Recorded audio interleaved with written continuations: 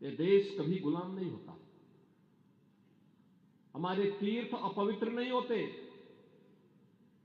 चंद मुट्ठी भर आक्रांता आकर के भारत को पद्दलित करने का दुस्साहस नहीं कर पाते। भारत के वीर योद्धाओं ने रौंद डालते, लेकिन हमारी आपसी एकता में बाधा पैदा करने वाले लोग वे सफल रहे।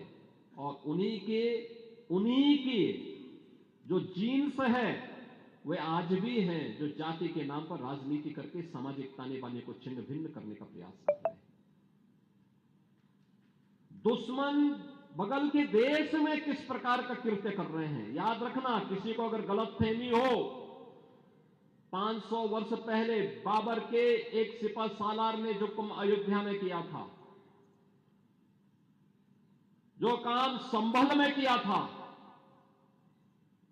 और जो काम आज बांग्लादेश के अंदर हो रहा है, तीनों की प्रकृति, तीनों का डीएनए एक जैसा है। गलतफहमी में मत रहना।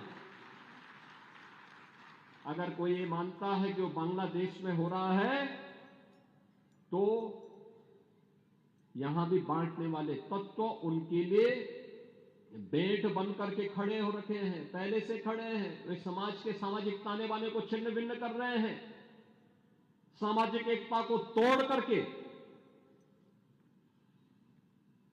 आपको बांट करके फिर काटने का और कटवाने का पूरा इंतजाम भी कर रहे हैं।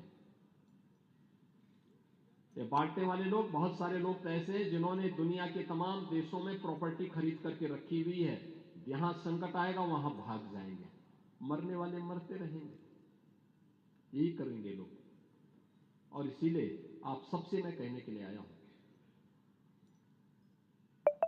हमने अगर प्रभु को अपना आराध्य माना है, उनके प्रति समर्पण का भाव है, ये तब तक अधूरी है जब तक हम उनके उच्च आदर्शों से कुछ प्रेरणा प्राप्त करके अपने जीवन को उसके अनुरूप में ढाल दें और उसके अनुरूप तैयार करना, अपने आप को उसके अनुरूप करना। रामायण का तो एक एक दृश्य अत्यंत प्रेरणादायी है, अत्यंत प्रेरणादायी है। याद रखना, देश का जो भारत दुनिया का सबसे पहला महाकाव्य कोई आया है, वो महाकाव्य महर्षि वाल्मीकि का रामायण ही माना जाता है, लौकिक संस्कृत का।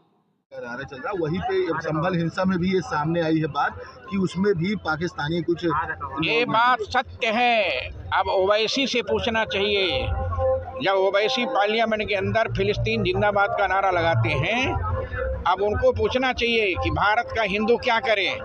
भारत के हिंदुओं को अपने हिंदुत्व की रक्षा करने के लिए वही काम करना चाहिए जो महाराणा प्रताप ने किया था, जो झांसी की रानी लक्ष्मीबाई ने किया था।